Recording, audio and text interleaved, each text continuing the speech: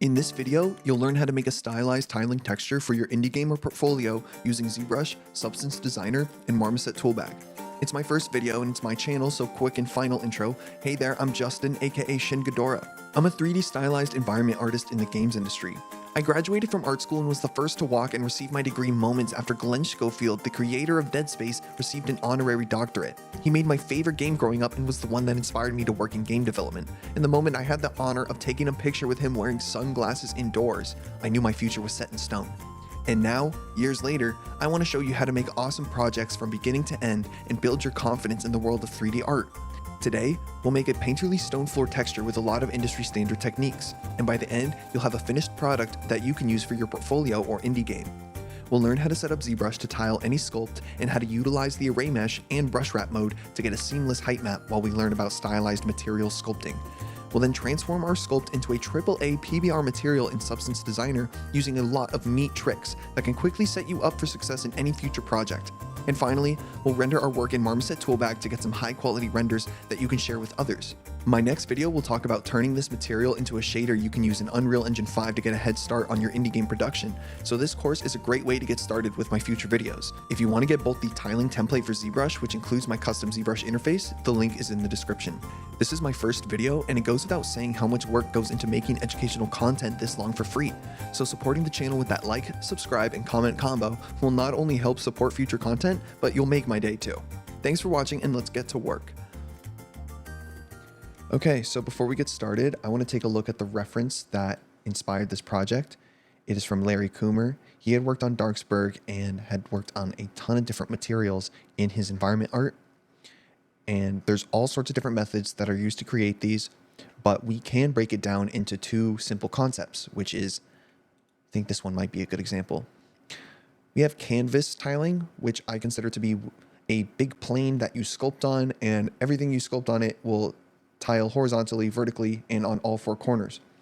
And then there's also what I like to consider array tiling or object tiling. And that could be these big rocks that fill up the space and yet still tile perfectly at all angles. And so there are two methods that we need to learn to be able to create a fully realized, stylized material that comes from ZBrush. Because using ZBrush in this process gives it a very nice handcrafted feel, but we still get the procedural benefits of using a tool like Substance Designer afterwards.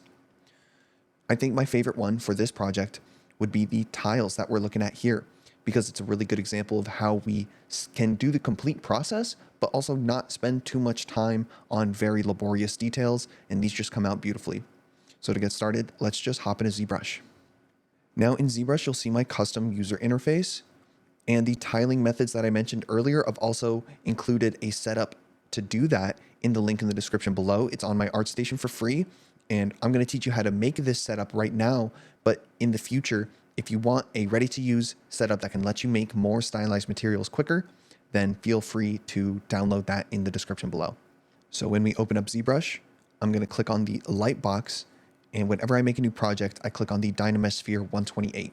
It is just a really fast way to get a sculptable object in our project. I'm going to scroll down to initialize and click on the Q grid option. And if I press Shift F to view the polyframe, we'll see that it is 4 quads on one plane. In ZBrush, I believe this is actually 2 by 2 meters. So 2 meters wide, 2 meters tall, and having these units of measurements helps us a lot when it comes to the tiling process. And I figured out the method to create this setup in a not so painful way.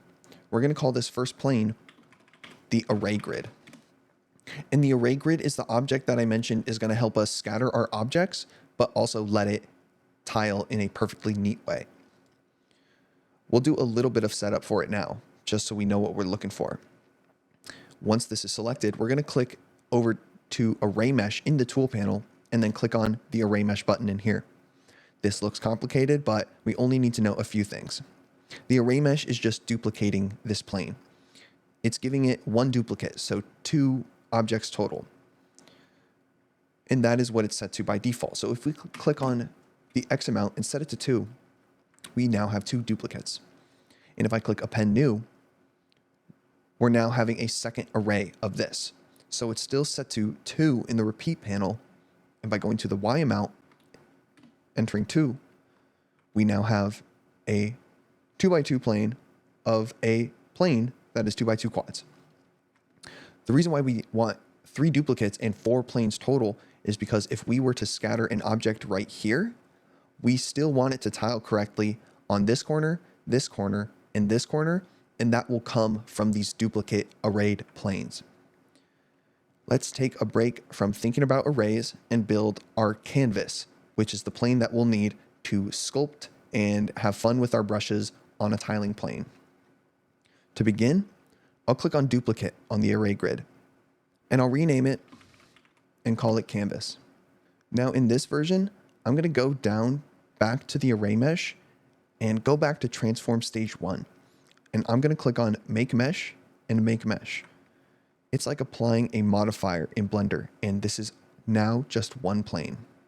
So I'm going to go to geometry and divide it once. I'm going to click Control Z on that because we actually want smooth off. Let's divide it. And by previewing it again with the polyframe panel, we could see the amount of polygons we have. That looks like a good amount for what I want to do with this plane. So I'll click delete lower. And if we can imagine that these were the original 4 planes just stitched together, I really want to find the center. And so we know that each of these was 4 by 4. So I'm going to grab the exact center of all of those. And because I have symmetry turned on, I'm going to turn that off with X. I'm going to highlight this and press Control W. I'm going to grab it again because that color looks kind of lame. And this is what we would consider to be the canvas of our tiling texture. Once we're done with our sculpt, that blue square is what we're taking a picture of when we want to take its height map into Substance Designer. And this is a lot of dead space, so you might wonder why we did this. Well, if I were to sculpt right here, according to the camera, if I sculpted too high, I would start having dead space around here, and no amount of tiling perfection would be able to fix that. So we need some sort of a safeguard. And this is a little bit big. So what I'm going to do is get my mask button, and I'm going to go out of dynamic perspective mode. We're in orthographic now. I'm going to grab the outer edges because we don't need all of this. We just need a protected area. I'll press Control W on that to make it a different polygroup. We are just polygrouping different elements of this. I will isolate it, invert that selection, and just delete it. With every brush that you want to sculpt on a canvas, you need to have the wrap mode modifier set to 1.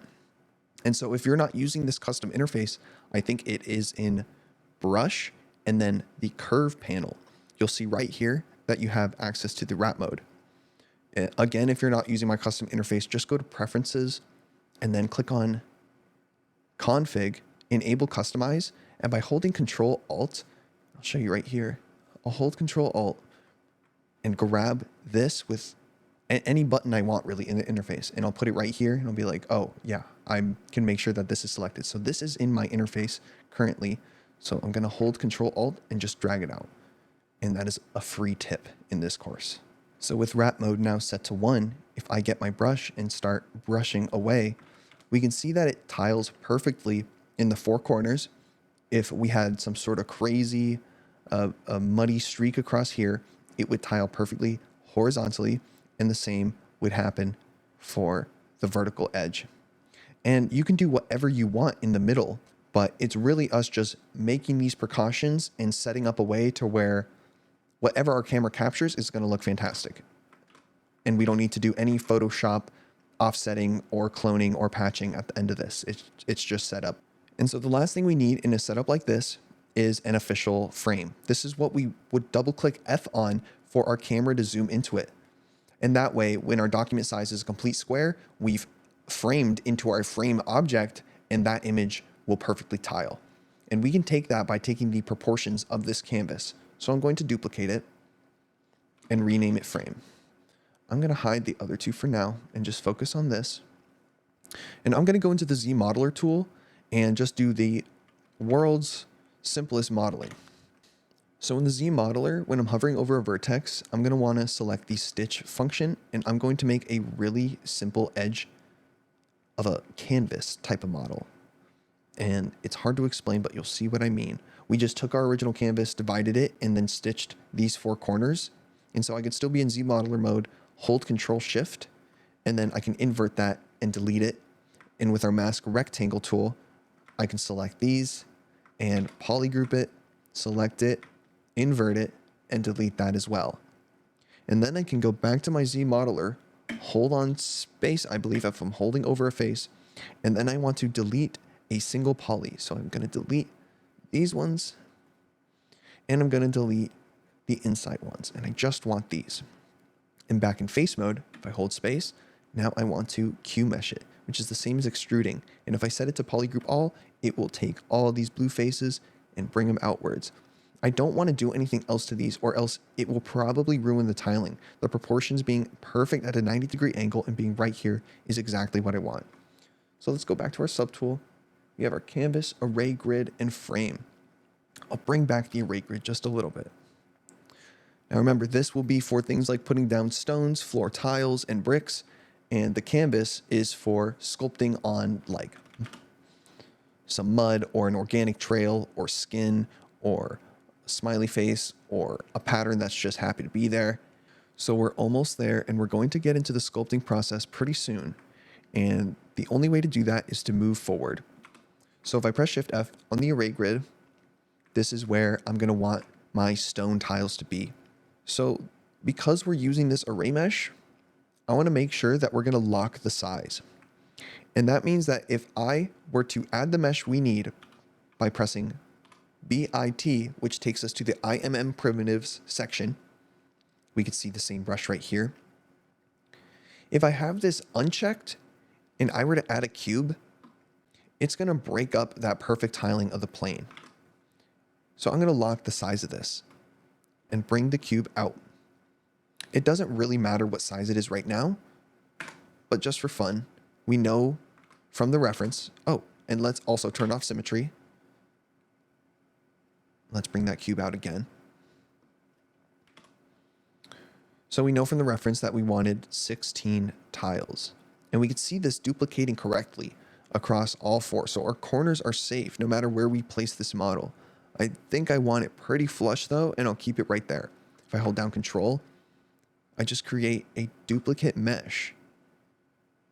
And that looks okay. See how it crosses over? Well, I'm not going to worry about that right now.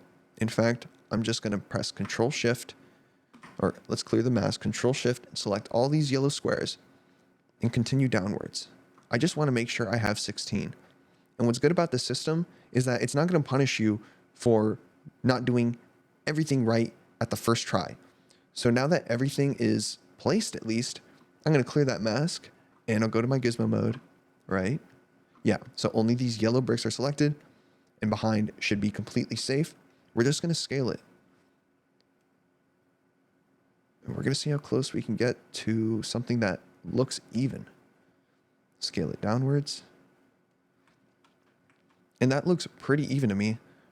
Since they're just tiles, we can make them a little shorter and bring them down. And I get a little picky, so I'm going to extend that out to a pretty close distance. Maybe bring that up a bit. If I press Shift F, give me a better sight of what I'm seeing. And that looks even enough to me. In fact, I think it looks pretty accurate. So we have our floor tiles and we have our official array grid behind it. How do we separate this? Well, I've tried a few different methods and they have all blown up in my face. But there is one that does work correctly. And so if I select on the yellow squares that we have, let's actually make sure everything is at least visible. In transpose mode, if I Control Shift click these, it'll just mask exactly what I want. And I believe in the other mode, it would have completely hidden them. But because it's masked, we have our floor tile selected, and I'm going to click Split Unmasked Points because these are unmasked and the plane behind it is masked. Our array grid selected, and so like I said, Split Unmasked Points. And I'll call this one Floor Tiles. Now, this is our template that we need, so I'm going to make a new folder and just call it Tiling. So we have our canvas, our frame, and array grid. And that looks good to me. And now we know that whatever we're working on outside of that folder is more of our artistic stuff. And I would recommend, even when you start sculpting, to duplicate this so that you still have a perfectly good template to work with in any scenario. Okay, so we have our object, our floor tiles here tiling well in ZBrush, and the first thing I want to do is actually crease these. We want these to be a little bit sharp when we start dividing them. But because I want them to be a little bit smoother, I'm just going to depend on one big bevel. So if you crease it first and then drag the bevel slider, ooh, I don't know what I'm dragging there, some hidden slider underneath it, we'll see. Then you'll get a bit of a smoother look. But to do that successfully, what I do is uncheck smooth and divide it at least once without the smooth, check it again, and then we can continue dividing. And if you have a clean topology and you're able to bevel it successfully, beveling it first, maybe giving it a division depending on how low poly this topology is, and then smoothing it and dividing it, gives it a really like subtle curve to the outside, and I really enjoy it. So I'm also going to go into deformation and just inflate these a little bit. I don't want them to cross over each other. I want them to be closer. And so when you're working with a texture, you might be thinking that there would just be blank space underneath here considering our sculpt, but not only are we going to do some sculpting on the canvas, but we're also going to be doing some ZBrush, some Substance Designer work to kind of fill this out. So we're using ZBrush more as a tool to put some hand-painted / hand-sculpted feel into our, at the end of the day, procedural material. So we don't have to do a ton of sculpting, but I'd like to do some. So to begin with, I'm going to keep these floor tiles just in case something really bad happens, because sometimes that can happen in ZBrush. So let's call these floor tiles 1 and duplicate it. And luckily it knows 1 to 2, so we'll hide the original. And we still have our array mesh working. So I want to auto group them and nothing fused together, which is good. And I like to do stuff like this in passes. So the first pass I want to give it is the translation pass or the transform pass, you know, not really rotating them just yet. So let's just start moving these up and down. Let's start with that. We'll do rotation a little bit after. And before you know it, the very simple things we're doing to this, because it just works so well with, if you ask me, very minimal effort, especially in a style that is more about intention than raw detail. So these are looking kind of up and down-ish. Bring this one like way up, and that looks good to me. And so the next pass that I want to do is the rotation pass. So I'm not typically going to rotate them on the z-axis, maybe a little at the end, but I'm mostly going to be prioritizing the x and y axis, the red and green here. So when I select it, depending on how horrid my selection was, I might hold Alt and click on Alt to unlock and go to unmask mesh center. And when holding Alt, it only does that to the gizmo. So it just completely resets it. But this is pretty organic, so I don't feel the need to be too technical right now. I just want to add some variation to these tiles and give it that life. And when you're playing your favorite game and you're walking past all these textures like nobody's business, you wouldn't even believe that someone had put all this thought into them. But it's true, and we do it for you, and it's really exciting.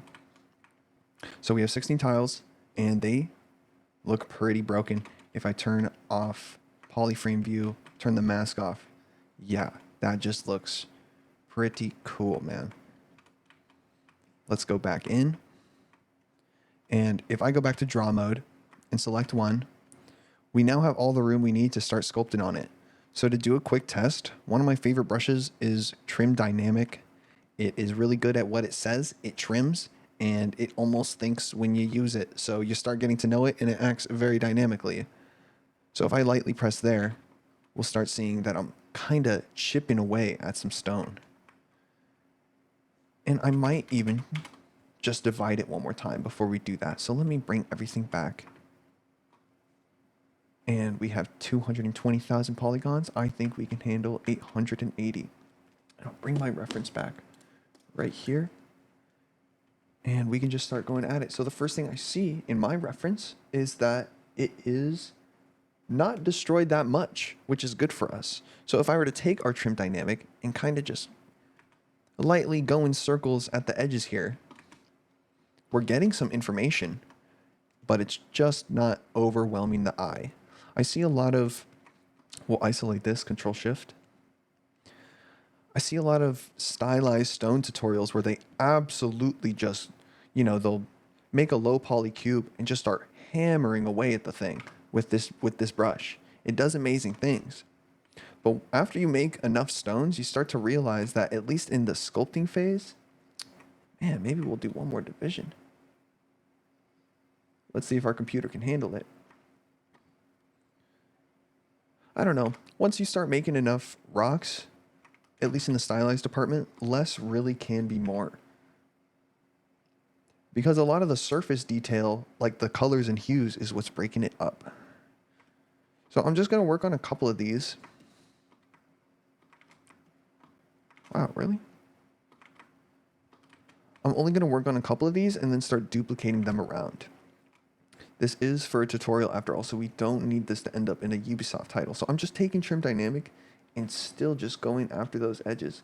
And because the reference is a little softer, I might even take the smooth brush instead of a very trusty H-polish brush to soften and flatten out these edges.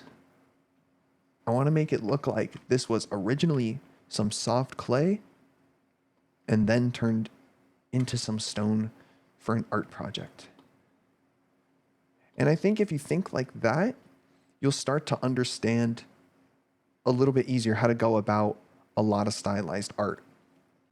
They get very soft edges, and the really good art doesn't just, for example, go crazy in it all the time. We're going to do some macro changes to these for sure. For example, I might want to take the move brush and just sort of press it down. Even lift up the surface a little. And we can go back to Trim Dynamic, which is also BTD, and then move is BMV. And we can keep switching back and forth between those to do a lot of work on these tiles without having to use too many brushes. So I might do probably about 6. Let's make some bigger changes on these ones. Maybe I'll even look at my reference for a second if an artist dares to. And yeah, we don't even need really deep cuts to give the message across that this is aged. But with this style, it almost makes you want to be there, even if it's some sort of unwelcoming texture. Sometimes you can go a little too crazy with this brush. I don't suppose a softer alpha might help us. That is fine. Yeah, we'll go a little bit subtler with this one. And we can even start abusing the corners a little bit more, and that'll catch well in the silhouette. So we might have to do a pass on the previous tiles as well. I don't want to skip too much on this channel because the intent is to be able to show the complete process in something you might pay for in a course in bite-sized chunks for free on YouTube, because sometimes I would just look up how to do something and for the life of me, it just wasn't there, or it would be there, but it was split up into 100 different tutorials. And I'd rather just tackle like more complete projects at once. And okay, this doesn't have to be perfect, so I'm going to start bending away at this a little bit more. Take our move brush, and I don't know, we'll press this one down more. Go back up. We're already making a lot of progress. Let's get our fourth one. We'll go Trim Dynamic. And like I had mentioned, these look simple, but I also do my work in passes. So we're going to do a little bit extra work to these tiles after we're done kind of using the Trim Dynamic brush. Because if something were to go horribly, horribly wrong, for example, I have not saved this project yet, and we'll call it floor tiles. At least I've come up with a system, if I've done my homework and taken some sticky notes, as to how can I approach making this sculpt again, like in a quick way where I'm not scratching and guessing the entire time. So for me, I feel like doing things that affect the silhouette first, big to small, as they say in 2D art, is pretty important. Okay, this is suddenly, you know what I think has happened is sometimes ZBrush freaks out and breaks your pressure. So it's broken my pressure, and I'm going to cut and come back right now. Okay, I had to cut because sometimes when you do fancy things with ZBrush, it breaks the pressure on your tablet, and I wasn't able to do any actual art. So our trim dynamic is working well. I feel like it was acting really aggressive, and depending on how I cut this, you'll probably have to see it just being really aggressive on these edges as it was. But I don't want to lose a lot of progress right now. And it was funny that it broke the second I saved it. So I'm sure you'll find that my lessons become very, very important the more you watch. So that looks cool.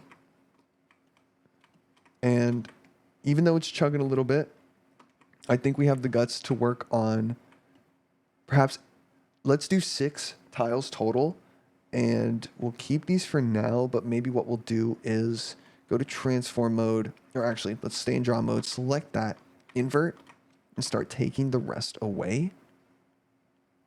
And so if we were to mask everything and then bring it back, we can split unmasked points, if I'm not mistaken. I guess just take it to the lowest subdivision, and then it'll let you split those unmasked points.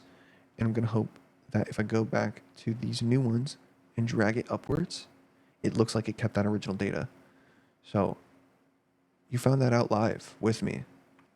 If there were any awkward pauses, it was on purpose. Let's work on these last 2 tiles. I'm going to hide these ones for now. And I'll isolate this. Let's get trim dynamic. And this one will be softer. Light strokes across. We'll have it barely break up the edge. We'll even use the smooth brush on it. Maybe a little bit of intent right there. By holding Alt, you can bring that surface back up, but I try to be pretty careful with it. Because see, I've already kind of messed up that surface that I want to be really clean for this style. And so I'm just hoping the planer brush right here can kind of take that away. And so, you know, if you find the pace to be a little slow, please put me on 1.25 times speed. It's my first video, and I definitely hope to get faster and improve and be able to explain all these awesome concepts better. But I think for a free hour-plus course, it's not so bad for a first video. I just hope you like it. Okay, that looks nice. They all look pretty similar, but you know what? That's why we do this in passes. Now we have 6. Let's do a quick move brush pass. So I might want to dig that out a little there. Bend that, bring that up. Let's do another. In fact, do we want to mess with this one? Sure. Let's bring this one in right there. And so I'm isolating these, taking the move brush, and just slightly messing with those forms.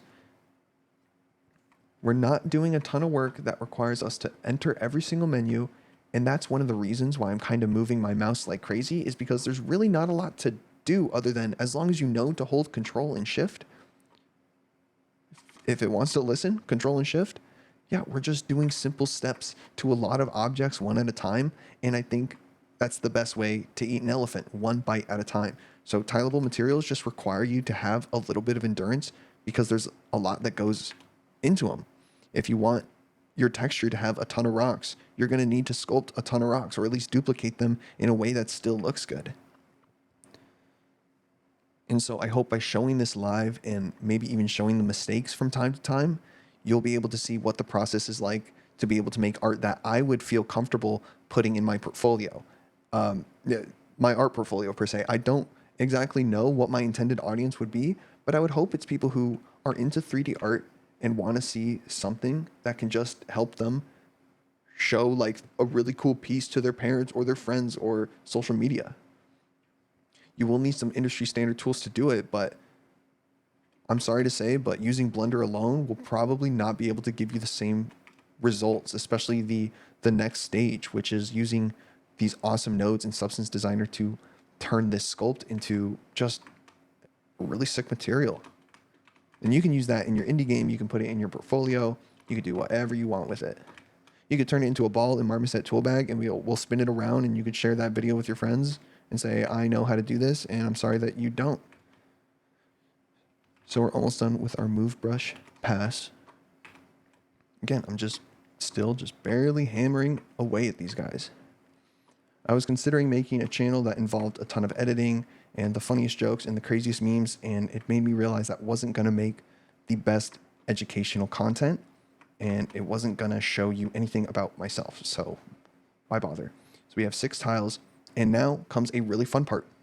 So this brush down here is an Orb Cracks brush. It's part of Michael Vicente's Orb Brush Pack for ZBrush. It is on Gumroad, and I'm going to also leave a link to that in the description below. It's a free brush pack of his, and once you follow the installation guide and put it into ZBrush, you'll be able to see that it is in my Lightbox. If I were to go back to the brush tab, mine is right here. I click it, and then any one of these are at my disposal. I would practice with these ones because they're just really fun to use and easy to use as well. They make your art fantastic. And there's so many art styles that can heavily rely on exactly what this specific brush does. It is just a downwards V shape cut into any model, and that should be default into ZBrush 100%. So I'm going to go into the first one, and it takes a little practice using this. I like to use a slightly higher intensity and a smaller brush size, and we're going to slightly drag across. And minimal effort, that looks pretty good to me. Sometimes I'll even do a barely lighter pass over it. And from the reference that I'm looking at, looks like it really extends around this point, and you have to be kind of careful with this brush. But if we were doing a really AAA, this has to be the perfect material, I would probably divide this one step further. I might, but I'm going to see if I can do it without. Okay, so without needing to divide too much, I would take either Trim Smooth Border, Trim Dynamic, H Polish, and just find something that can flatten that out further, because corners need to be tended to a little bit more, but that's okay. We're just chipping away at it, literally. So let's take Orbs Cracks again, and I like to kind of reach down here a little bit more. And I'm going to make a full wrap around this, because I just realized that yes, we are working on 6 tiles, but by working on the back, it's a little less daunting productivity-wise, and we'll be able to get a lot more variation out of these sculpts. So they're not going to be perfect, and I don't encourage you to be perfect. I don't encourage you to be perfect for your first 100 times. If you really love this, you'll realize that it can be very difficult to do. There's a lot of things to remember, a lot of softwares to learn how to use, a lot of artistic fundamentals to think about. And if you really love it, then here's a reminder not to beat yourself up over the process. Because even what I'm working on now is not perfect. I'm looking at reference that I think is perfect, and that artist probably looked at reference that he thought was perfect. Or he's incredible, which he is. So that's good enough for me. That's one big crack. Let's bring that back. Let's get one more of these. I believe if we click outside, it brings the rest back. Yeah. And we're going to isolate this one. Let's get Orb Cracks again. And let's just find a different pattern. So I'm also seeing one that kind of starts lower. It's kind of straight. I'm going to make it a little smaller. Let me start big, go small, and go big again. Cool. And then, again, because I do want to work on the back of these tiles, I'm going to go ahead and wrap this crack around. Please do not demonetize me. It is just the way I have to do this work. So cool, we got one crack there, and then it does go all the way across in a really cool diagonal pattern. So I'm just digging into it with the Orbs Cracks brush, giving it a couple chicken scratches there, and then I don't trust that I can make a perfect straight crack unless I bring up that lazy radius. I really just give it a couple goes, because I do not. Oh wait, I suppose it's been a while since I'd used the line tool. That could be awesome for diagonal cracks, and then I'll actually give it some more organicness by giving it another slide across. Sometimes you don't know everything. So what I'm looking for is the pinch brush, because it does get a little just robotic near this part. I want to kind of pinch it in and have it drag out. That doesn't break silhouette too much, and I'm willing to live with that after we extend out this bit a little bit more. take back our lazy radius. And lazy radius is just the amount of smoothing in the transform, no, the stroke section. There is a lazy mouse option, which is basically just mouse smoothing.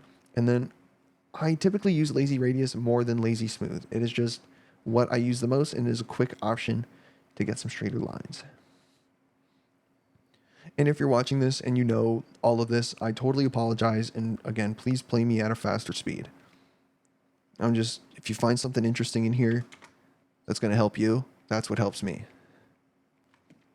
Because it's a little low resolution, I'm going to test out the slash curve brush, see if it helps the silhouette we're looking for. It might help a little bit on the sides, where this brush can originally kind of struggle to wrap around corners. So using a little bit of a mix between Orbs Cracks and Orbs Slash, it's just the way you got to do it. And maybe we'll do one more just really kind of macro crack around here. I don't know how fantastic it looks, but we're just making a texture here, man. It's nothing too serious right now. I might even get the flatten edge. And instead of like some complicated morph target process, I just use the flatten edge. It just adds a lot of organicness. Like we had cut deeper in with the Orbs Cracks, and it added a lot of kind of noise around here. But then by just simply adding this brush, we can actually make really nice shapes out of it and clean up our mesh in very dynamic ways. So by even kind of spamming it around, let's see, which I might do here, we're kind of breaking up those really smooth forms and just adding slight variety that I'm hoping the normal map and the curvature map will be able to catch.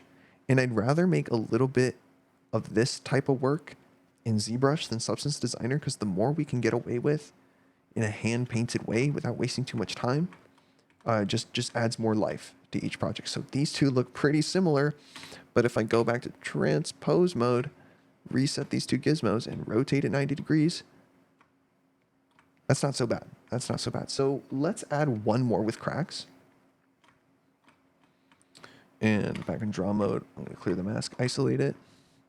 We'll make one more with cracks, and then the rest we'll leave a little bit more subtle to save some time. Don't know why it's being a little bit fussy with me. I'm going to click it. There we go. So I see a pretty cool one where I could start up here, and we might need a little bit of both more intensity as well as a little bit more tapering for this shape. This shape is a little bit more complex. So I'll bring it down like that. I'll make it wider down here. And then I'll have it sort of converge upwards. So we need sort of a big gash here, onward and upwards. Maybe that's not working the same way. Maybe if we just have it, maybe we just need it bigger. And then make it smaller.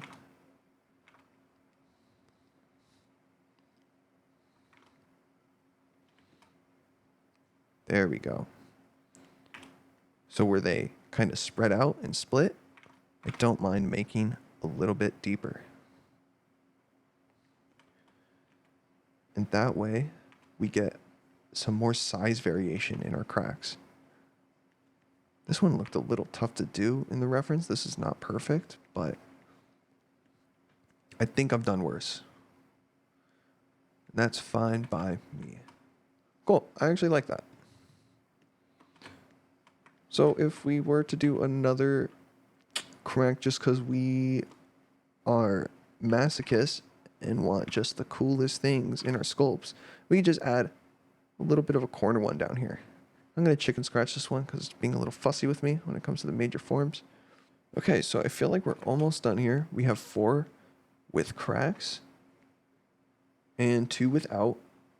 And what I might do to this third one that did not get a back is only connect one of them.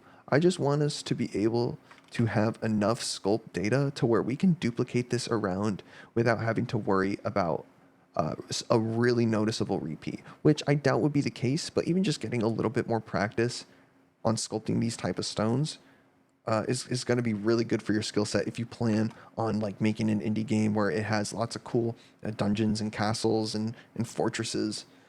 So to make it maybe a little different. Oh. Okay, so we have 6 tiles. Do not panic. I'm going to go to the transpose mode, select this one, and I'm going to hold control. If it were not composed of multiple subdivision levels, I think just going back to the first one will solve our issues. And it won't, which is good to know. So what we should do actually is unmask. We're going to duplicate the whole thing. And I'm going to call it floor tile kit.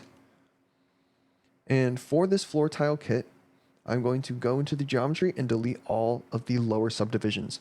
So now we have our floor tile kit, and we'll be able to duplicate it around without ZBrush being too fussy. We can make further changes, but for now, in order to see this tile across in the way we want, we're going to need to apply the subdivisions.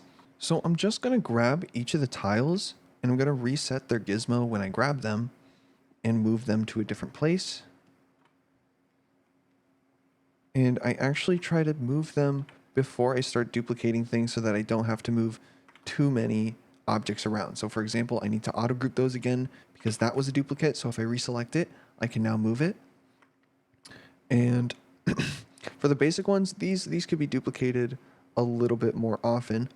I'm actually gonna grab as many as I can and just find find angles where they're repeating, because I just want to break up the flow as much as I can, give it randomness, and strike fear into the hearts of millions. So that looks cool, but I'm going to have to rotate it. Oh, that is from maybe even rotate it again? No. But we could take a cool one like this, maybe give that one more duplication, and rotate this 180 degrees. Oh, see, we'll have to auto group it, and just to make sure we're getting our deeds done, we'll reset the orientation before we do that.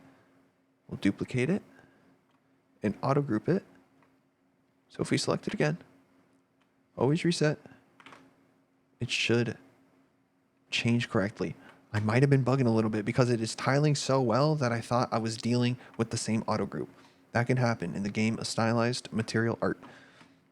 So let's get some of these more basic ones and just start kind of spamming them around. They might not look any different on this side. No, they don't. So we could do a little bit of work on the blank ones.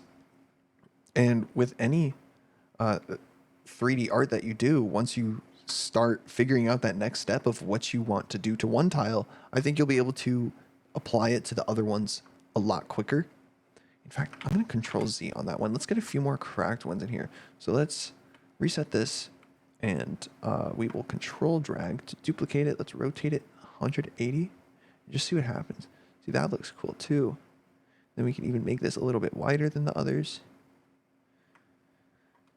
We're gonna have to bring that one in a little bit.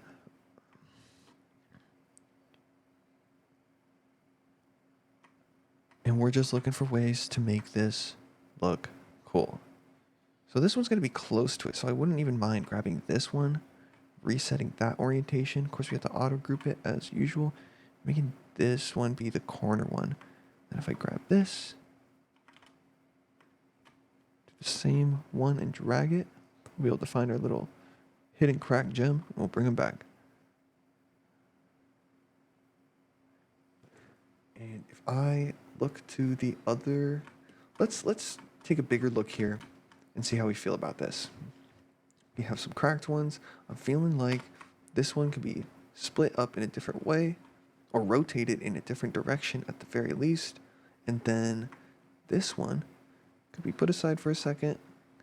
I might want it here. Then I might want to bring this one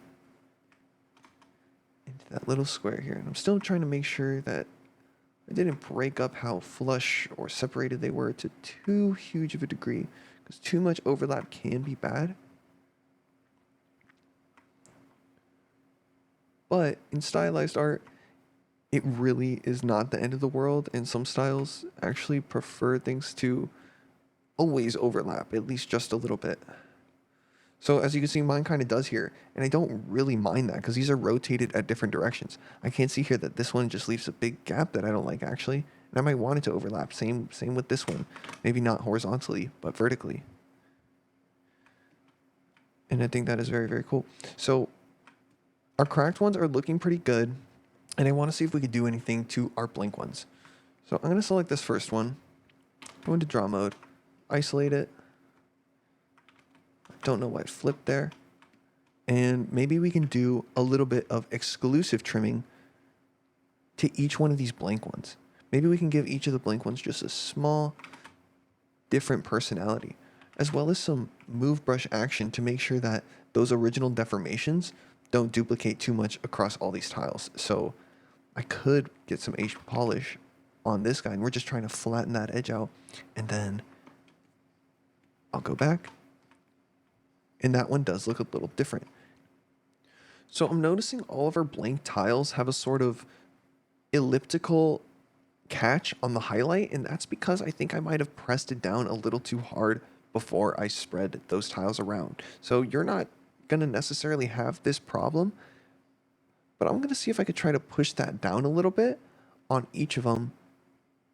And it looks like I may be able to successfully recess these little imperfections that we have. And it's not that we don't want imperfections in our sculpt, but this specific one that is catching the highlight in this way, I think you learn with time what forms work well together and what forms don't. I don't think a flat stylized tile like this necessarily looks fantastic with these elliptical deformities. I'm even going to see if H polish reversed with a back face mask on can fix that up. And it looks like it totally does. So I'm going to spam that across these ones. So one of the ways I like to preview my sculpts, like in between stages, is to actually use one of Orbs' other products, which is the rendering template. This came with a material that is called, I believe, Orb Clay, and a light preset. So I would highly recommend it. It costs a few bucks, but it's definitely my favorite way to both render out a sculpt and see where I'm getting with it. And I'm going to press the BPR render button. And that honestly looks good enough to me. Okay, so my mic had cut out, but I had only made a couple adjustments to the final sculpt. All I did was take the trim smooth border and use a combination of lightly pressing and alt lightly pressing to kind of break up that surface a little bit. And I also used that, as you can see, as I'm going to do right here, is clear up the holes. And the reason why I'm doing that is because I was considering whether or not small details would work better in ZBrush or Designer. And I think I'm coming to the conclusion that Designer might be our best bet. There's a lot more flexibility, and I'd rather take the flexibility of putting in things like small holes in Designer and leaving ZBrush for the big artistic brushstrokes. So I'm close, so I'm going to need to zoom out a little bit. And because we're here, maybe we'll add one more crack, like one, I don't know, for fun. Very cool. So we have our sculpt, and now I'd like for us to go back to the tiling setup we have made or have and duplicate our canvas. We're going to take it out of the folder, and this is what we'll sculpt on underneath the floor tiles. If I press Shift F, again, we'll see where we want our image to be captured, and we'll see the safeguard around our tiling. So when I have a brush like clay buildup selected, or if I hold Shift and have something like the smooth brush selected, I'm going to want to make sure that wrap mode is set to 1 on both of these. That is in brush, curve, and wrap mode right here. So clay buildup has it, smooth has it. I might want it on trim dynamic. I might want it on polish. And I might want it on just in case cracks. We're not going to do too much to this. But to start, I think it's okay if we take our floor tiles a bit upward now that we're done dealing with the array grid, and this will be our center point. So let's go back to our new canvas, and we'll call it the mud. And for starters, we'll hide it. We'll take a look at it. Geometry looks okay. Let's do a test. You can see clay buildup hits all 4 corners beautifully, bottom and sides. So I'm gonna start kind of messy, and since I don't know exactly what I want, I'm looking at the reference and we'll get as close to that as we can. Just something blobby, right? So I'll bring it back the floor kit, get our mud, and I'm just going to start sculpting upwards and then stopping as soon as it reaches the crevice of our tiles, because we only want a little bit of information. We can consider this just the block out clay buildup, literally building up the mud. Okay, that was our safeguard, but it's going up correctly in this area too. I like how some of it reaches the bottom of these tiles. I find that interesting and very cool. And I'll bring these up. I also want some horizontal, like leaking though. Maybe even more so than the vertical stuff. So now that I take a look outwards, I'm realizing that that's cool. But then I want some more horizontal type mud breaking out of the crevices. Okay, so I had to go back a little bit. My floor tiles were acting really weird, and then something was happening to my sculpting, and I just restarted. That's totally okay. I'm gonna bring these back down a little bit. And I'm just doing a quick pass to make sure that we could see some interesting pattern coming out of the floor in an organic way, but at the same time, we don't want it to overflow all this awesome work we've done. So I'm really leaving it subtle, but trying to leave interesting shapes still intact by the time they're, put back into their place. That really doesn't look too bad. The more I think about it, the more it makes sense that these are smooth. So I'm just scraping along with my brush, making sure they're all smooth. And I like how it still leaks out horizontally there. I'll leave this one to grow out a little bit. And cool. So right now that's selected. So if we hide the floor tile kit, we'll see that we have our canvas, which is going to be snapshotted. And that's going to be in front of it. And then we'll use the frame subtool to capture it and put it in Designer. I'd like to think that this is pretty much ready to take into Designer. But if you're working on your own material and you want to add more to it or do different things to it, please feel free. I'm going to go ahead and take this to the next step. Okay, so I kind of lied. I brought the mud to a bit of a lower level. I just wanted to make it even more subtle by the end of this. And now I feel confident to call this ready. So we only have two objects, our mud and our floor tile. What we need is this object, the frame. And I am just going to double click F on this, or single click. And I'm going to go into my document and we're going to resize it. I'm going to make this texture 2048 by 2048. And it almost makes sense to do this part with your mouse because it just touched it a little bit and it went flying off. Okay, so 2048 by 2048, and we are going to resize it. If I drag it out again and then press Control N, or press Control N and then drag it out again, we can press T and go back into our edit mode. We just needed to resize our document, and that takes us back into 2.5D mode for a second, and that is a whole can of worms. So we have now 3 active objects in our project. I'm going to click F on the frame once again. Okay, so go to document and get this zoom document feature. This will just make sure that we're looking at the entirety of our project. Let's try F one more time. And this should be with dynamic perspective off, this should be an accurate representation of the tiling we'll get in Designer. So we'll give it a test run. I'm going to hide the frame. Only have these two selected. I'll divide both the tiles and the mud one more time. Oh, I'm going to have to smooth that out though. There we go. And you know what? Just because we're pushing it and we don't have to sculpt on this anymore, I'm also going to divide the floor tiles one more time. It might take a moment, but that looks good now. Okay, and so to really test this, we're going to go into the alpha section, and with it all framed up, we're going to click Grab Doc. This is our new alpha, and I'm going to click on Export. I'll save it here on my desktop for now, and save it as a TIFF file. And I'll just call it floor tiles alpha height. I am terrible with names. So I'll save it there. And for now, you can just use the zoom function. Take a look at your awesome material turn dynamic perspective on, floor off, and click that render button, you'll be able to use this alone as the sculpt render in your ArtStation and portfolio renders. Like, this already looks pretty darn good, and I would be impressed with it. This is definitely simple, but you were able to set up the entire tiling process in ZBrush. So now let's color it and get it ready for it to be a real game ready material.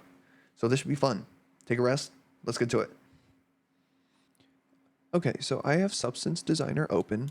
We're going to start with a new graph by going to File, New, Substance Graph, and we're going to open the Metallic Roughness preset. I've set mine to 2048 by 2048, which is the same document size as our sculpt. We'll call it Floor Tiles. And so we have our base color, which is our color, our normal, which is a map that's going to help us reflect light based off of our height map and additional details. This is not off a script. This is just what I know. The roughness is our black and white channel to determine how shiny something is or how matte something is.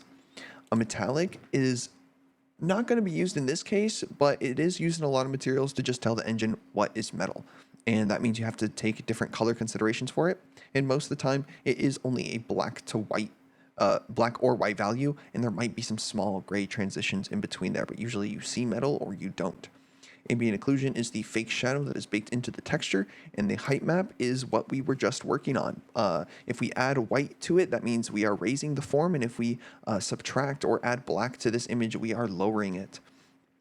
And so we were simply just sculpting a projection to the camera, so it comes out as a black and white value from the highest point to the lowest point. I'm going to see if we can find an easy way to get our height map in there. We have floor tiles alpha height, and I'll import it just so it's baked into this file. And let's check it out.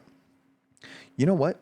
That actually looks pretty decent. I've had a couple rough goes at grabbing docs before, and I think the tiling setup we've figured out recently is so far foolproof. Let's really test it out by previewing this map in the 3D viewport. My favorite way to do that is to drag this out to a ambient occlusion node. This will get the ambient occlusion information that we need from the height map to fake the shadows. I'm going to get rid of this uniform color right here. So if I hold Alt, I add a dot node or a reroute node, and this allows me to move the wire around and also add different outputs. So we have our ambient occlusion. In between here, I might also want to add an auto levels just to make sure we're getting the full 0 to 1 range.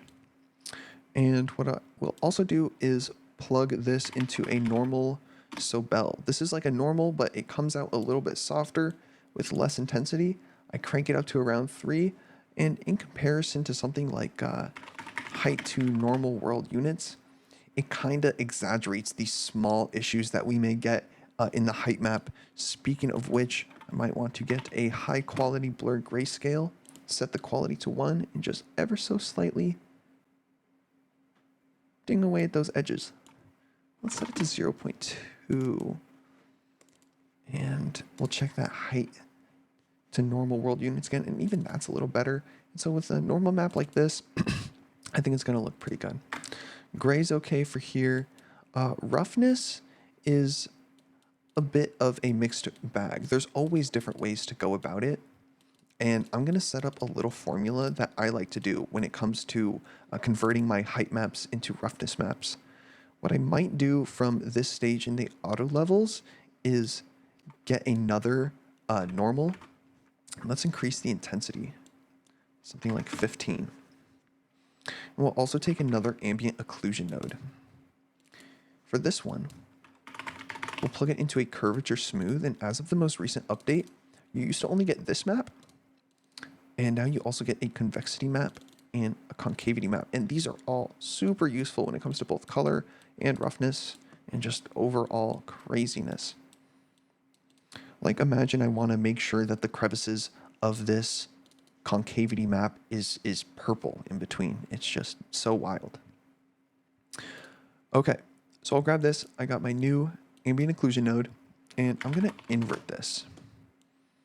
And I'll also plug it into a histogram scan. And what this is just like, it really is a scanner looking for the first value it can. So it knows that this would probably be the darkest point. So it's grabbing that first, and then it'll grab more and more as it goes on. So I'll kind of raise this a little bit because I feel like there's a lot of information we can extract from here. And I'm already liking the look of that. And with the curvature smooth, we're getting darker crevices. Maybe we can find our favorite one. Actually, this curvature one looks good. We might just invert that, take this, and then add them together with a blend node. So this one, I want to be the background. So I'm going to hold these two wires and press X. And we have a typical Photoshop style blending mode right here. I'm going to set it to add and just lower it. And roughness maps can be pretty simple. Unless you want to add a specific amount of storytelling to a stylized material, typically stylized materials are left pretty matte, but you will have some normal and roughness information in something like the stylized brushstrokes that we'll put into it. This is just a good formula to easily say height map, turn into a roughness map. So I'm going to raise up the darkest values. Just get something like that. So now we're ready to plug these in, and it should look cool. The ambient occlusion can go into here, which is the ambient occlusion node. This map can go into the roughness output. The normal, so Bell, can go into the normal. And the dot node itself can go into the height map. And we'll put another dot node just to say, watch out. Now in the ambient occlusion node, I'm going to double click it and click on use world units, increase the surface size to maximum, and then start kind of lowering this height scale. Or if anything, maybe we'll actually raise it up, and the surface size just lets us capture a lot more detail. We'll raise it up and then use a levels node to kind of bring up the darkest values. Because there's only a certain amount of contrast that you want baked into your color channel. And typically the ambient occlusion is baked into your color channel. And you don't want too much black being just blended in there. In fact, we'll go back down on that scale. Just kind of looking for like a little bit of a shadow data, but not so much that it really overwhelms this sculpt. And see with the settings I've shown you, which is a kind of matte roughness channel, a pretty light AO, and a soft normal, we're getting some very like stylized, soft information from this sculpt, and it's really, really cool. So now that we're ready to preview our material in a way that works in the 3D viewport, I think we're ready to actually add to the height information. One of the types of noises I'd like to add is a purlin noise. Not a 3D one, but a regular one. I set it to a really low scale, and then I get a levels node. And with that levels node, I drag up the lowest point so that it's not too intense. And so a way we can make this shape more interesting is by messing with the points between white and black, and that is done with a slope blur grayscale. Try not to overthink this node, but if you plug a texture into it, it starts messing with the gradients in here and makes for some really interesting noises and deformations. So if you had a perfect square in here, let's actually do that. If I had a perfect square and I plugged that into a slope blur grayscale, if I plugged purlin noise in here and set the samples to 32, you could see how it starts pushing and pulling this shape. And so there's only one extra thing you got to know, which is how it's pushing the shape. So we have blur, which pushes it in both directions, minimum, which carves away at the shape, and max, which kind of inflates it and pushes it out. So for something like a rock or a brick, it's very common to set it to minimum, and it'll start like eating away at that. So that is why I make a lot of my materials in Designer these days, but I'm really happy that we were able to make this awesome sculpt in ZBrush. Like this is way more of an artistic approach to it, and this can look just as good, but I think flexing your ZBrush skills will not be regrettable in the slightest. Okay, so we have a purlin noise in a levels, in a slope blur grayscale, And we're going to get a node called Clouds 2, a very common thing to plug into this node. It's very much known for making the shapes of any noise a bit chunkier. And then if we were to slightly blur that just a little bit, we can get some fading in between the edges of these steps. And we might see if that looks good as our mud layer. It's pretty simple, but it should look nice. So from the auto levels of the height map, I'm gonna get a height blend node. And I'm telling it that the mud is actually the bottom layer. So I want to switch between these. So this new muddy noise is our bottom layer. This one's the top. And in the blend height, I'm going to raise the tiles. So I'm bringing them out of the mud, and let's preview that. And for preview purposes, we'll get one more ambient occlusion and make it stronger. This is fantastic for at least previewing the height map. I just don't want these two darker lines at the end. And in fact, as of right now, this is looking a little bit better. So we'll see what happens with that. So in the height blend, let's just drag it up and see if we could find something that looks good. Okay, yeah, I just brought the contrast down and then, brought it to like 0.7. This is like, I'm just experimenting here, and now it fades a little bit more to my liking. Okay, so now I want to get a shape, and I work with paraboloids a lot. And the reason I do that is because you can do a lot of different things with its shape. So if I were to take the anisotropy blur grayscale node at a good quality, just make that really intense to like, let's try 40. Let's try 80, and then make this smaller. We'll see if this works. If I get a histogram scan node again, bump the contrast all the way up,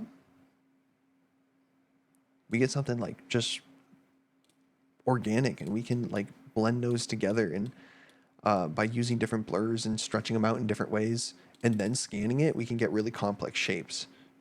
And I accidentally framed it. So all I'm trying to do actually is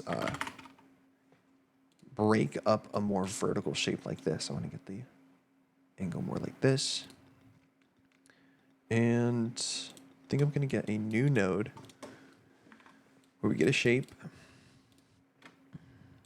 the same one. We slope blur grayscale it. We'll get a crystal 2 and plug it in there. Slope blur grayscale is pushing it in and out. We'll leave it at blur, and we'll make this one a little bit bigger. And then we'll put that into the multi-directional warp grayscale and put it at like 60. Dang, look what that does. How do we get it to affect the whole thing? We'll actually plug this into a tile sampler. We'll put it into the pattern input. We'll set it to the pattern input mode. It's at 16 and 16. That's okay for now. I'm going to blast up the scale. I'll make the scale random pretty intense too. Position random, plenty intense. Rotation random. Maybe I'll leave that very subtle actually. And then in color random, just slap that out. Okay. So now, if I use it for this, that is also a very interesting shape. We don't actually need this histogram scan, but I wanted to show off how useful of a tool that is. Like now we have this thing that we could tile, right? So speaking of which, just gonna get a more simple tile generator. And I want a large scale, and I want random positions, and I want a maximum blend node. I'm not going to random mask anything but a luminance random. And then I want a way bigger scale. 20, and then... Okay, then some rotation random. Okay, and we've come up with this really interesting stylized brushstroke pattern by just messing around with some circles. And to be completely honest with you, this was totally off the fly. But look how easy it is to make. That is fun. Very cool. We're gonna save that and use it in a minute on this graph. We're going to use this one right now and then use it again. So with this height blend, let's get another blend. I want to get the auto levels of this crazy cool texture and then levels it again. I just want more control over this. And that looks pretty cool to me. Then I'll plug it into the foreground of our blend. And let's try something like add or multiply. Either one could work. So let's try add. And so we're starting to get some like really cool gouache brush strokes in there. Maybe we'll try overlay and bring it to something like 0.25. That is really cool. So that's another reason why I'm actually pretty careful with the ambient occlusion node, because I don't like when it captures a lot of the smaller frequencies. And in fact, we have to blur this, or maybe we don't. Let's see. Let's unblur this one for now. No, we'll leave that one blurred, sorry. I want to unblur our original height map. And instead blur this one a little bit, because it has so much high frequency that we don't want to compete too much with our main sculpt.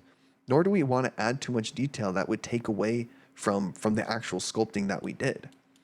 So this looks a lot easier and more eye-pleasing to me, or easier on the tiles, I should say. And cool, now we have some painterly damage, and I think it looks pretty darn good. So before we start coloring our material, I just want to do a quick directional warp on the noise that we made. And I might want to warp it with itself, because this is a really nice painterly texture, and I'd like to see how it interacts with this texture here. Yeah, so we're just kind of like moving it around, kind of making it a little bit more organic, and that looks just really, really cool. So the thing with this one is that it's so directional that, oh, actually, no, I like its organicness on the tiles. Yeah. Maybe if it were wood, we wouldn't want to warp it so much, or warp it so much that it just follows a certain grain. But the lack of directionality in this one is pretty good for these tiles. I'm going to start with taking our final height map, which as of right now is this, and I'm going to plug it into the height to normal world units that I talked about earlier. I might even just blur this a little bit for the reasons mentioned earlier, because this is a very strong node. So we have our height to normal world units, and we're going to plug it into a curvature smooth node. And not only was this used for roughness, but it's like extremely useful for color as well. So let's just try plugging a histogram scan into this curvature smooth and getting some nice details out of here. Okay, and I also want to get our original height map and plug it into a gradient map node. Looking at these colors, I know I don't want too many of them, and I want to be deliberate about what colors I pick. For the lowest point, I think I want a really desaturated purplish red. It might be more on the red side. So, there's not a lot of strength in there, but I want it to have just a little bit of warmth. And I think that's kind of what I'm looking for. And then for the top layer, I might want something that's actually a little bit cool. Mostly I do warm lights with cool shadows, but this reference really was striking to me because of its very cool tones as the primary. And so it doesn't look too saturated, but there's definitely more blue than there is any sort of red. And then slightly increase the hue here. And this brings out a little bit of detail. Maybe we can even make it slightly more purple, so that it doesn't catch your eye away from the blue, but it adds a nice different hue. Dr. Seuss said that way back when. Okay, so I'm gonna blend this with something very cool, a single color. We'll just get some test color and we'll plug it into here. And when we're looking at our histogram scan node, we're gonna wanna mess this up a little bit with the slope blur grayscale. And again, I really enjoyed what we did here. So I'm actually going to copy this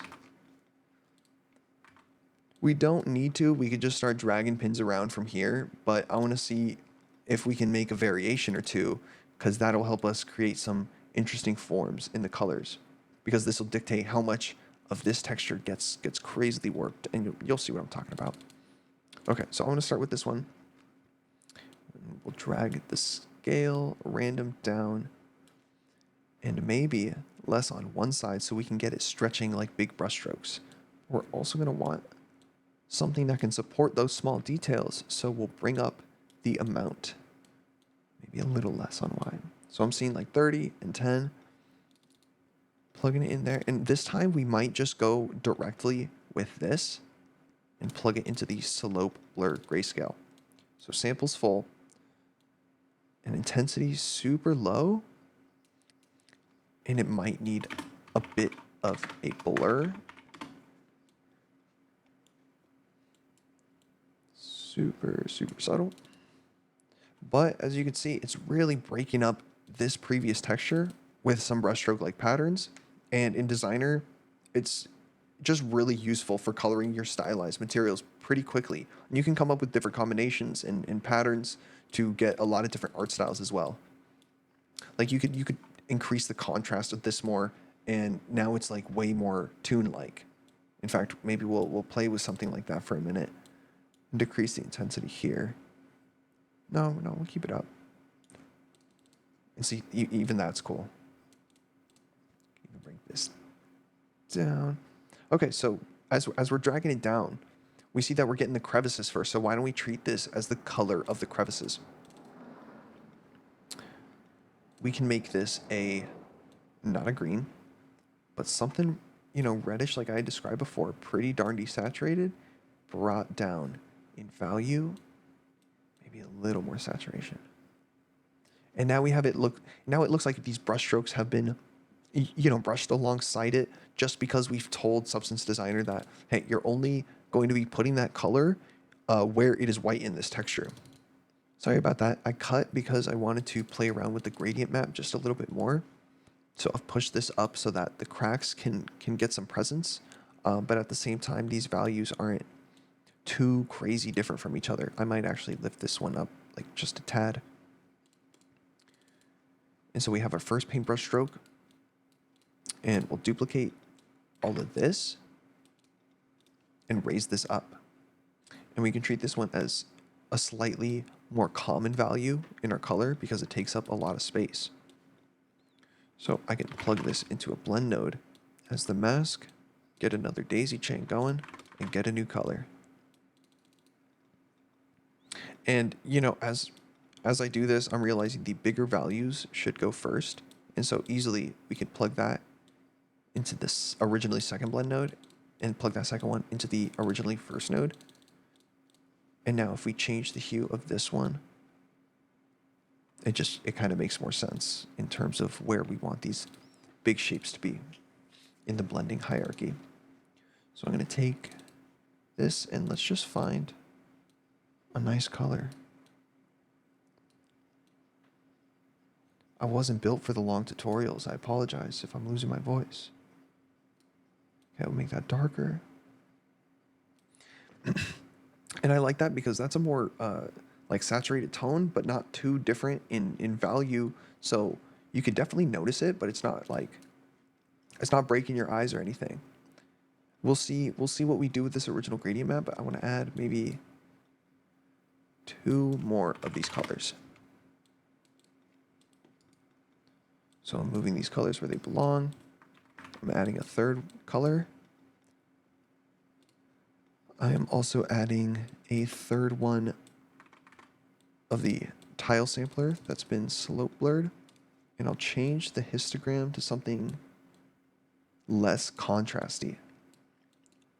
So I definitely want some values in there, but I want this one to have a little bit more dimension.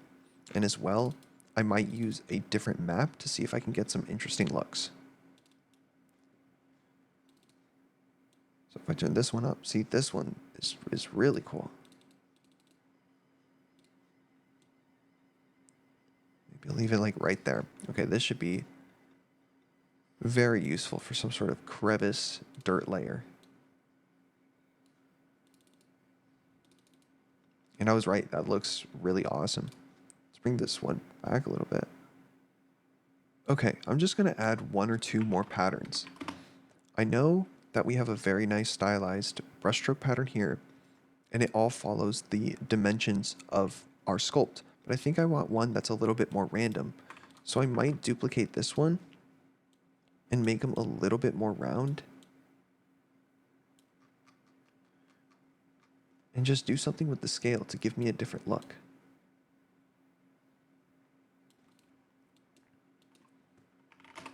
And maybe if we slope blur that with crystals, that could be pretty cool. And we can warp this with the original tile sampler that we made and just keep breaking this up. And so let's plug it into a levels node. Let's crunch it a little bit. And I'm going to make it the mask for this blend layer. Get us a new color. And maybe we'll just set this one to a different blend mode. Overlay seems to be doing the job, and this color also seems to be doing the job. I really like that. With our curvature smooth, I might plug it into a gradient map, or actually just slightly slope blur that curvature smooth with the same type of crazy brushstroke sampler we've been using, just a little bit. And I want to plug this into a new blend node where this texture can act as a little bit of a realism buffer. So by overlaying it on top of here, we're starting to get that sculpt information back. And you can now tell that there were definitely cracks here. Now it's baked into the color, which is really, really nifty. I might tone down the overlay one, and I might tone down the orange. Even might tone down all this very dark but very cool AO. Another thing I'd like to do before we finish coloring is go back to our height map and add those little holes that we were experimenting with in ZBrush. So I'll add in a blend node, and I'll also add in a tile generator. I'm going to set this one to paraboloid, and this looks to be a fine amount, especially if I mask random. Or actually, let's add a ton of these and make them pretty small. Those are small. We'll also scale random so they're even crazier and smaller. I'm gonna offset a little, and we're just trying to make their positions as random as we can. No need to rotate them. Luminance random is cool though. And then you can use random mass to take out as many as you want. I'm actually going to take it to a very high amount because I only want a couple. These paraboloids, when they're inverted, will act as little holes to put into our sculpt. So I'm going to plug the tile generator grayscale into the blend, and now the subtraction blend mode is taking these little paraboloids and using them to drill into the surface. I actually need to take this one and blend it into this final dot node that goes everywhere else. So I'm going to lower the opacity of that. Still want to see a little bit, but the AO gets really strong sometimes. And you'll see we got some little holes. I might actually increase their scale and then mask a few more. Something like that shows a little bit more intention, even if it's completely procedural. And I'm going to add one more blend node to do the same process to the ambient occlusion. So I'll take the AO, and put it into the slope blur grayscale. I can't believe I just did that. And I'm going to get the same tile generator and plug it in there. We're just slightly breaking up the AO. And we'll put it in here. Actually, we need to make it a gradient map first. Set it to multiply. And we're just getting a little bit of AO. And it looks really dark, but I do take it through a contrast luminosity node always, because I always want a little bit more control over that final output. And then I also take it through a hue saturation lightness filter. So I'm digging it being kind of painterly like this.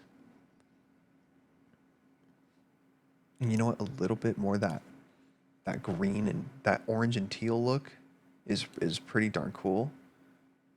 And I don't mind this being a confident broken tile with some lightness in it. So without further ado, we could plug it into our base color. It looks like we'll decrease the lightness a little bit. Maybe even bring down the saturation. And that is looking pretty darn fucking cool. I get one swear word per video, but that is sick. Let's see if we can maybe raise the lightness a little, or it might be the AO that's really strong. So I'll get our original AO and plug it in there. And that's looking awesome. Let's get the material mode and increase our height scale again. And so as you can see, we started in ZBrush, ended up in Substance Designer, and with these texture maps that are plugged in here, we have a fully realized material that can be used as a nanite material in Unreal Engine. You could use it in your Blender project when you displace it, or use parallax occlusion mapping, or you could just show off a really cool sculpt you did on ArtStation with this method. So this is looking really sick. I'm going to show you one more cool technical detail in Designer before we export this to Marmoset Toolbag so that you can take a sick portfolio render as well. This video has it all. So the last thing I want to do is to add an output node and just kind of follow my lead here. I'm going to call this ORM. And the label is also going to be ORM. And the group is material. This ORM map is just our occlusion for O, our roughness for R, and our metallic for M. Just to be mean, I'm going to force you to make one more called ORD. That one takes our height map. And the reason why we make these is to be able to have optimized textures for Unreal Engine. And I honestly wouldn't feel like I did you justice if I made you only export the default textures, because if you're going to make a landscape or a big environment that requires you to have a lot of textures like this, you're going to need either ORM or ORD, which is occlusion roughness displacement.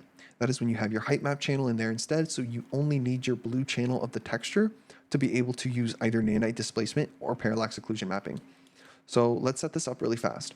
O for occlusion, let's get our final occlusion, and we're just gonna actually drag it into a merge RGBA. We're going to do a second time for that. And let's do the same for the roughness. And the metal is black, but we're going to still need to tell Unreal that in the ORM. And then let's get our final height map. Bring in a dot node there to get it faster. And plugging it into the blue map. Go there, we'll go there. And we'll add a uniform color. I'll set it to white because it still needs an alpha channel. And you're going to want to tell it that it has something, right? So this is our fancy ORM map. It's our fancy ORD map. And I think we now have all the textures we need to get this into both Marmoset and Unreal. So let's just export these right now. I'm going to click export. We can leave these settings at default. I know we started this as a 2K texture. And in the tiling texture tutorial, I'm just going to make a textures folder. Selected. You don't have to do anything else, I believe. And let's click export. Give it a second. I click save. And then I click close. One thing I embarrassingly forgot to do was to make sure that we use the cool masks we made to affect the roughness channel as well. So I'm going to go ahead and go add some new blend layers. I'll probably add 3. And this won't take too long because I'm just going to grab these masks and set them to maybe different subtract blend modes. So I'll make this one, or maybe, yeah. I'll actually make this one a little more rough. That's kind of cool. And then we'll subtract for this one. Sorry, subtract for the second one, because this will be a cool way to get some interesting different levels of shininess. And then we'll cover that up again with a different add. Perhaps something at a medium strength. Previewing that now, if I were to unclamp this, we're actually seeing some very interesting roughness changes within the brushstrokes. And it seemed very easy to do as well. So with that, whether I cut it before or after the export section, I just want to make sure you guys know how you can make your roughness maps a little more interesting. So I think it's really awesome that we were able to make this in not too long of a time. And now you get to look at all your hard work by taking a render in Marmoset Toolbag. So let's go over there. Okay, so I'm in Marmoset Toolbag 5. From first impressions, it has the exact same button layout as Marmoset Toolbag 4. I think it just has some rendering and texturing improvements. But we are only going to be focusing on rendering this material today, something very simple. The first thing I'd like to do is to open up a blank copy of Designer. So I'm going to go to a new substance graph, and we don't need to do anything to it. I just want to click on Scene, and then go to the rounded cylinder. Just in case this does affect export, I'm going to bring tessellation factor up and height scale to 0. What I like to do is press Export Scene and save it as a cylinder. Okay, and this will be the mesh that we can use inside of Marmoset Toolbag. So I can click on File, Import, and go to that cylinder. And it will be the main object that we can use to show off our really cool material. The first thing I'd like to do is to go to the sky object in our scene. And I want to click on Library. Go back up because I know I have at least a couple up here. And I'm going to try Cemetery Bridge. And that already has some nice blue and purple tones that I could work with. So I'll lower the brightness of this because I don't want it to be my main source of light in this scene. And I'm going to right click on the outliner and I'm going to click on Add Light Directional. This is pretty close to exactly what we want. I'm just going to make it a tiny bit more orange. And if I press W, I should be able to see the gizmos. So W, E, and R. E is for rotate, and that's exactly what I want. I want to get some gradient between our shadow and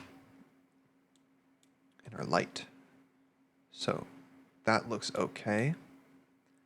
Then I might increase the strength. And I might duplicate it and rotate it around this way.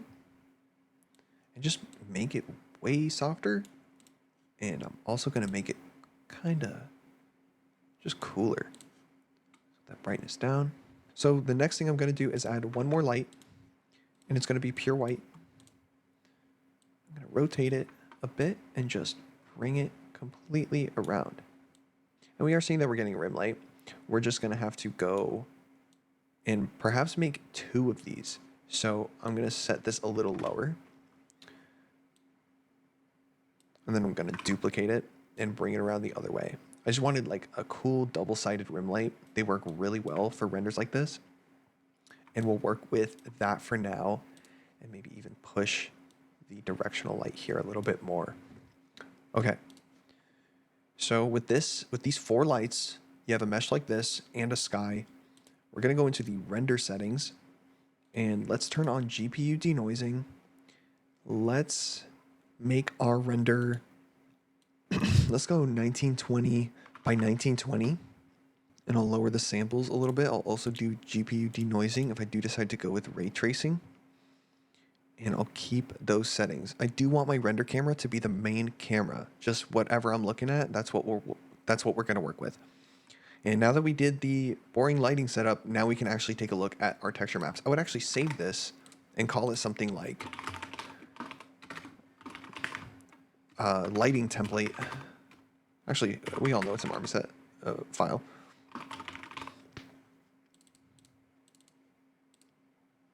And you could save it like this and then just use this material editor to change up your materials and then go into some of these lights in the sky settings and getting completely new renders with an easy to use template. So yeah, I enjoy your free template.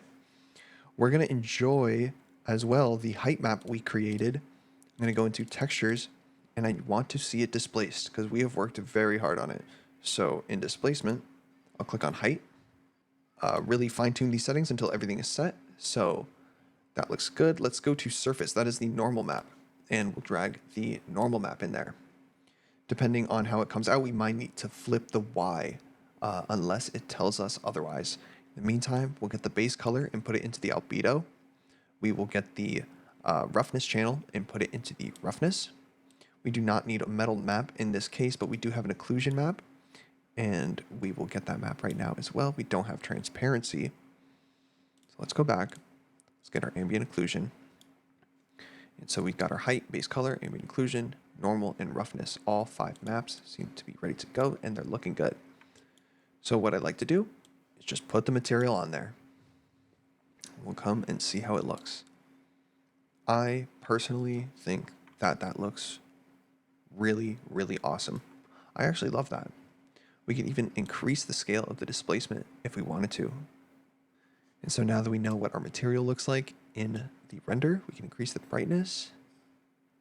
I like the look of that dark blue fill light. We just might go to the sky, and also I think we can go to our main camera settings and see if there's anything we want to change there. I might boost the exposure just a little bit. See if we can pump up the saturation.